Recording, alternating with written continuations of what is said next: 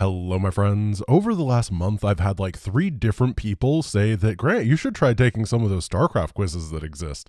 There's a lot of them at this point. I figured, why not? We might as well have something just a little bit weird, a little bit different. It seems like a bit of fun. So I think that today we are going to go through, I just picked 4 random quizzes that I found when I Googled StarCraft 2 quiz, and I saw that one of them was made by Rhyme, which is very exciting. So we're going to give them a go. All right, StarCraft is an all-time classic game. Darn tootin'. Good luck and have fun. Let's do this. I can't read an entire paragraph. It's just going to tell me it's a quiz.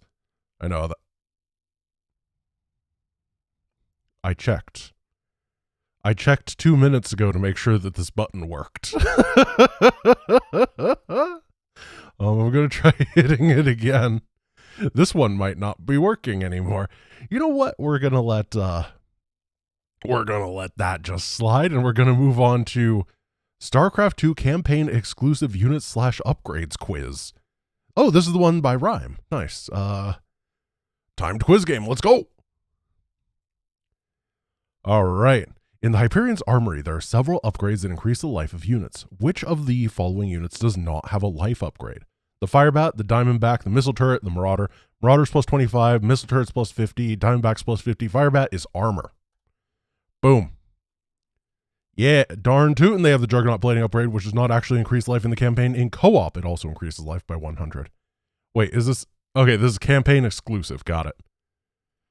We're off to a great start, except for the first quiz that didn't work. In Wings of Liberty, Thors have an ability that targets a single unit, stunning it and dealing high damage over time. What is the name of this ability? I think it is the single target. I think is 250 millimeter, and then when you get the AoE upgrade, does it go to 330 millimeter? I'm going to go with that one. Yes! They can also obtain the 330 millimeter barrage cannon ability, which works similarly but deals damage in an area. Never use that, but it's pretty cool. The cellular reactor is a research in the Hyperion laboratory, which gives additional energy to spellcaster. Which of the following does it not benefit? Battlecruiser, Hive Mind Emulator, Thor, or Medevac? I'm going to say the Hive Mind Emulator because it's a building, not a unit. Easy peasy. I didn't actually know that for sure. It was just the outlier that I saw. Thor in Wings Liberty has an energy bar for the strike cannon. Oh, so that's what the trick was supposed to be, is that Thors these days don't have energy bars, but they do in the campaign. Yeah. Alrighty.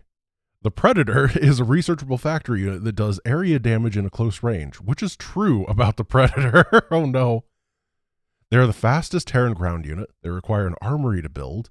They don't have the armored tag. Lightning Field can't be upgraded. Are they the fastest? I'm going to say that they're the fastest. No! Oh, no, I'm not a gamer. Are they not armored?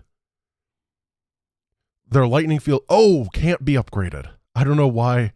I just stuck to the first one. Of course it can't be upgraded. Upgrading vehicle weapons increases the Predator's damage single target, but does not increase their Lightning Field passive. I was dumb of me. I should have known that. I did know that. I just don't use the Predator. I'm an idiot. In Wings of Liberty, which of the following units has the potential to deal bonus damage to light units? Colossus, Battlecruiser, and Scout. Okay, it's not the Colossus. The Colossus does flat damage against everything in Wings of Liberty. The Battlecruiser... It's the Battlecruiser Missile Pods! Missile Pods! Yeah! Missile Pods! Because the Scout sucks. It doesn't do anything. Yeah, Missile Pods! Oh, that was a tricky one, Rhyme. Because you think about it, normally you're like, the shot doesn't. It's anti-air, it's anti-ground. No way. Yamato, no way. No one takes Missile Pods. And remembering that it deals bonus damage versus light, that was a good one, Rhyme. Rhyme is the quiz master. Between Wings of Liberty and Heart of the Swarm, the aberration undergoes several changes. Oh no. Which of the following is not one of the changed? Increase damage versus armored, remove the massive tag, increase base armor, remove the light tag. I think it's still massive, right? But there's not force fields in that game, so how do we know? Okay, yeah, massive. Aberrations in Wings of Liberty are only light and biological, while in Heart of the Swarm they are armored, massive, and biological. They actually don't have the massive tag in the Terran campaign and gain it in the Zerg. Additionally, the aberration gains increased damage. Double damage versus armored, and 2 base armor. Yeah, it's way better. The carrion strain for the swarm host allows them to produce flying locusts. Which of the following is not a change between the regular locusts and the flying? Increase attack speed, reduce spawn rate, move speed, and reduce life. I feel like they spawn at the same rate. If I had to make a choice, it would be this one, and I do have to make a choice, so I'm gonna say, wait, do they do more damage? No, I'm gonna hit it. Okay. I do not use a swarm host very often, but it would be weird if it was a different spawn rate, you know? Cool. In the mission Enemy Within, you control Broodmother Neadra to destroy a Protoss vessel. During the mission, you use an ability to kill specimens and gain biomass. What is the name of this ability? Oh,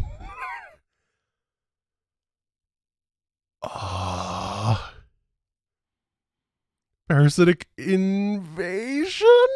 Oh, that was a guess. I knew it was not Neural Parasite. That is the Infester's ability to mind control. That was a pure 1 out of 3 guess, and I got it right. Now, being lucky is the greatest of skills. Parasitic Invasion is the name of the ability you use, both in larva and broodmother form. As a larva, this lets you control the critter you invade. As a broodmother, instantly kills a critter to gain biomass. Oh, Parasitic Domination is one of the Infester's mind control abilities. Cool, too. I didn't know it had a different name. How long is this quiz? Oh well, doesn't matter. In the mission Hand of Darkness, you fight several hybrid in the Mobius lab, built within Skygear Station. What is the name of this hybrid type? I feel like they're Dominators. They have the visuals of the Destroyer, but I think they're called Dominators. Yeah. And then Dominators in Legacy of the Void end up being those bigger spellcasty types. They use a different model, but that model wasn't in Heart of the Swarm. In Heart of the Swarm, enemy Terrans have access to the Missile Turret Area of Attack upgrade Hailstorm missile batteries. Where, when do you first encounter turrets with this upgrade? Fire in the Sky, Old Soldiers, Planetfall, Skygear instead. I think it's Skygear Station. I don't think that they exist on Char, and you go to Skygear before Planetfall. It might be Old Soldiers. I'm going to say Old Soldiers. Warfield always has a bunch of really good tech, so I'm just going to assume it's this. This is my second answer, though. Yeah. That was just like my thinking about game design. I didn't know that off the top of my head, but it was like, what would I give Warfield? I would give him a lot of really cool and good abilities like that so that he could stop mutachies and that kind of things. Makes a lot of sense to me. The first time you encounter Hailstorm missile batteries and Old Soldiers at Warfield's Fortress, you either need to go to Xeris to unlock the Mutas or run Overlords into the turrets to see them in action. In Legacy of the Void campaign, you can warp in a dark shrine as soon as you own which of the following. It's a gateway. Yeah, you don't need tech in Legacy of the Void for some reason. You don't need a cybernetics core for basically anything except for air upgrades. And then the Twilight Council or Templar doesn't exist, and the Templar Archives isn't a requirement for it. It's very weird. The Overseer is a Zerg mobile detector. It has exactly 200 life. Which of the following setups can kill an Overseer with no assistance? An Annihilator Shadow Cannon, I think that does 200, but it will regenerate life. Orbital Strikes from the Spear of Adun.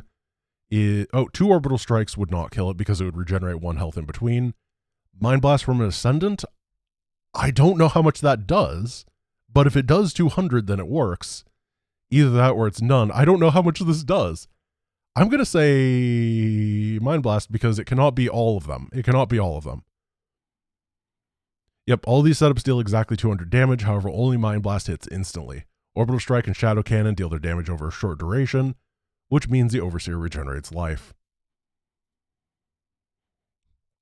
In Legacy of the Void, there are multiple ways to increase unit production using upgrades or abilities. Aside from building more production structures, how many different ways are there? There is Chrono Boosting on your Nexus. There is Chrono Surge. There is the ability that lets you warp in stuff that also gives you 20% decreased time.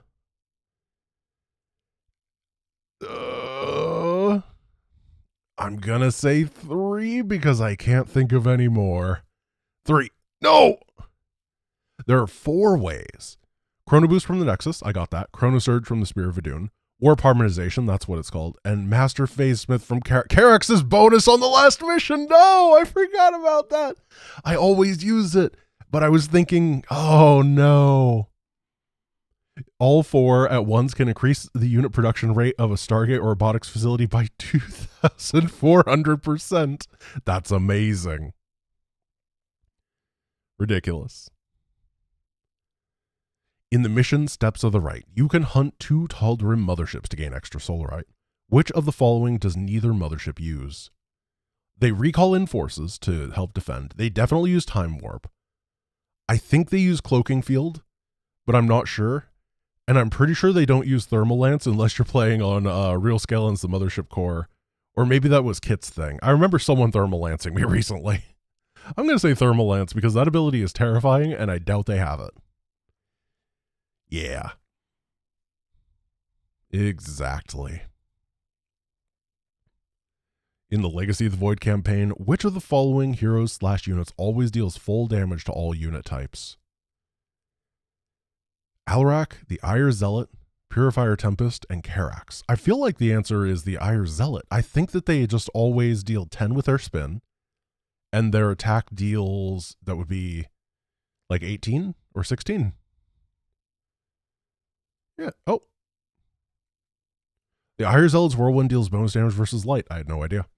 Alarak's Destruction Wave deals bonus damage to flying units. Karax's auto attacks deal bonus damage to armor. The Tempest has 2 high damage attacks and the Disintegration ability. None of these deal bonus damage to any unit. Oh, it's the Tempest deals bonus damage to structures in multiplayer, doesn't it? In multiplayer. That was... Oh, it was versus light. What am I doing? I'm a fool. So the Tempest has so many different versions to it, I'll be honest. I don't know what they all do. There's been like 5 or 6 of them, and I kind of just try to ignore it because it's confusing. The Liberator's Concord Cannon is a powerful attack that only targets ground units inside the Liberator's defender zone. In Nova Covert Ops, what is another limitation of the Concord Cannon? Its damage is reduced by armor. It can't target structures. It can't target massive units. Its splash does friendly fire. It's reduced by armor, right? It's just a shot, even though it does a lot of damage. Stuff like an Ultralisk still, gets a pretty significant DR from it. It can reduce from structures in Nova Covert Ops. Yeah, so that was another one of those ones that's trying to be a trick, because in multiplayer, the Liberator does like 80 damage. However, that damage cannot be done to structures. The Nova Covert Ops one does, it's like 30 to 35, which is a massive reduction. However, it can hit structures, so they can be used as a siege weapon. In the Griffin's unit tech menu, so this is Nova Covert Ops, you can equip the special ordnance tech on Reapers. What gear does it give them? I'm pretty sure that it gives them the D8 charges, the anti-building attack. Yeah. It's one of those things that I've never used, but I have commented on not being very useful multiple times. Special Ordnance gives them D8 charges, which was removed in Heart of the Swarm. Yeah, they used to have it in multiplayer, and Reaper rushes were very oppressive, because as soon as you killed all the units, you'd have this super anti-structure attack. Yeah, they have the upgrades. They also get permanent cloak from the advanced cloaking tech option, which is hilarious. In the mission Night Terrors, you can train unique infantry units called Hercs. Hercs have a special property that makes them completely immune to the volatile infested. They're immune to acid. Nova Covert Ops. We have a lot of Nova Covert Ops. Has several boss fights. Which of the following does not have the armored tag? Oh no. I'm going to say the Xanthos doesn't have it, so nothing deals bonus damage to it. That for a final boss, that might be what they did. Otherwise, it's probably the Warhawk. There's no anti-armor ability against the Warhawk though, but maybe it's just armored for some reason. I don't know. It's the Warhawk. Oh, the Eradicator. What? Despite appearing heavily armored, the Eradicators have the light tag, which allows Nova's Hellfire shotgun to deal meaningful damage. This is also the case for Blightbringer, and carries over to the co-op mission. Oh, fascinating. I don't like the shotgun, so I never noticed. Out of all the campaigns, there is one where you never encounter enemy banelings, no matter what difficulty you pick. Which campaign is that? It's Heart of the Swarm. Yeah, because you only play like one ZVZ. And you fight the volatile creepers in the Xeris mission, but not banelings. Did we do it? Did we do it? Oh, I took too long because I was like talking out loud and stuff. Oh, that sucks. I'm a loser. Feedback to the author. Yo, Rhyme. You are the bomb. Compliment. There we go. I got 16 correct. I got 147 fun trivia points. Wow, I got 4 of them wrong. I got the Predator one wrong. I got the unit production one wrong. The bonus versus light wrong. And the Nova Covert Ops. Yep. Those were some tough ones. There were definitely some real tricky answers. I'm just trying to see if I got the same ones wrong as other people. And I think that overall, well, this one I should have gotten right. I had a brain fart there. I don't use the Predator as much as I should, obviously. Let's go do these two. I'm pretty sure they're a lot shorter. This says estimated time 4 minutes. So let's just do a couple more and see how it goes. I am the Swarm. Armies will be shattered, worlds will burn. Sarah Kerrigan wishes revenge, and yet the game starts. She finds herself, well, where? In an Emojan lab? Yeah, holding laboratory. So this one does not have nearly as good punctuation. Begin the sweep, find Kerrigan. It doesn't take long for the Dominion forces to find Kerrigan. What blonde ghost is leading the Dominion forces? Nova Terra? So this is Heart of the Swarm, right? I didn't actually look. I know that I picked one that was Wings of Liberty and one that was Heart of the Swarm. So this is Heart of the Swarm, and the next one is Wings. You are not the Queen of Blades. This is Zagara. Yep. To confront Broodmother Zagara and start reforming the Swarm, Sarah Kerrigan has to collect what corrosive critters? Dragoons. Imagine. Just Dragoons that badly path into the enemy and then explode into acid. That would be amazing. The Swarm is in disarray and will not answer your call. What force of nature do the Zerg have to adapt to on the planet called Deer? It is cold. I remember that. Oh, I'm going to crush this quiz. I'm going to crush it. It's 10 questions long. I hope these bugs are good company because they'll join you in hell. What? Gorgon battle cruisers is what General Horace Warfield sends through the trenches. Yeah. We're going to get the world's highest score here. Probably not. What will you sacrifice to have your revenge? To transform and become more powerful than before. Sarah's led to what primitive structure? It's a spawning pool. Yeah. That's what you're chilling out in on the defense mission on the Primal Planet. In a spawning pool. It's a big one. It's like an Olympic spawning pool. I thirst. You will feed my evolution. The first in millennia. That is Zervin. Zervin is the person that tries to eat you. You do not recognize me. We were enemies once. Now a Zerg-human hybrid. What Russian from the Brood Wars game? That is Alexei Stukov. The big arm boy. Mr. Slapper himself. Amon whispered of this from the stars. He told you of his return. He told you of ruin, extinction, the end of all things. What unique ability does Nerd have? He is a shapeshifter. He might have mind reading too. Really, did you think I'd keep an animal like you close to me without some type of insurance policy? What is the very last thing that Minx threw at Kerrigan in an attempt to kill her? The artifact. Using a little bit of taser technology. Oh, we're doing good here. We're doing good. Oh, we did good. 942 out of 1,000. 10 out of 10. Wow, people are bad at Heart of the Swarm. It's because no one remembers this campaign. But I've listened to these voice lines so much when I was doing like speedrun practice and stuff. I'm pretty good at it. All right. Is this the same guy? No, this is a quiz made by Quernex as 10 questions. Average time's 4 minutes. Let's do this.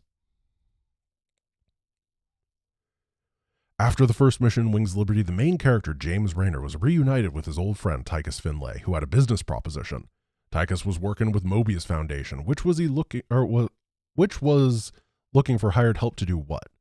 Well, they're collecting some Xel'Naga artifacts. Don't know what those will do.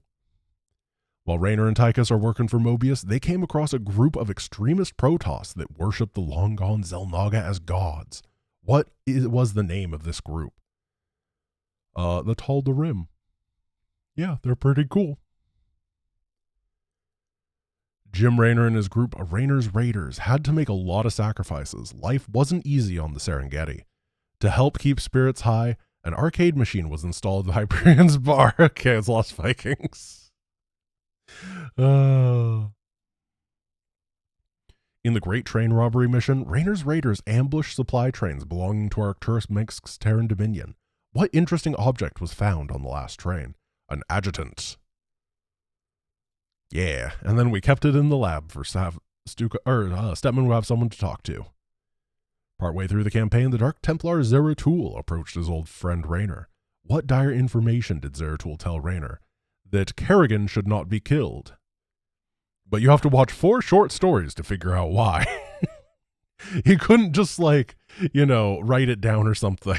He had to make Jim live through the memories and learn how to do Protoss macro. Agria was a farming planet with a small Terran colony led by Dr. Erlo Hansen. After escaping the destruction of their world, they managed to settle on a new world, Haven. Which group wanted to kill the surviving colonists on Haven? That would be it was the Zerg, right? What? I mean, both. It was both of these. There was Infested, which I assume were under the control of Kerrigan, and they wanted to kill everybody, but then the Protoss did, that feels like a question where there were 2 absolutely correct answers, but the Protoss only wanted to kill them in one of the 2 missions. Because the other one, I thought, weird. Yeah. I don't know. I think that the answer is both. I understand why they put the Protoss Protectorate, but it's both. One of Raynor's new allies was Gabriel Tosh, who had a series of missions he wanted help with. Tosh was trying to free his Spectre friends from the Dominion prison, but there was an obstacle. Who tried to convince Raynor to stop helping Tosh? I'm pretty sure it was all of these guys. No, it was obviously Nova, but Matt definitely didn't want him to either. Matt's not one of the options there.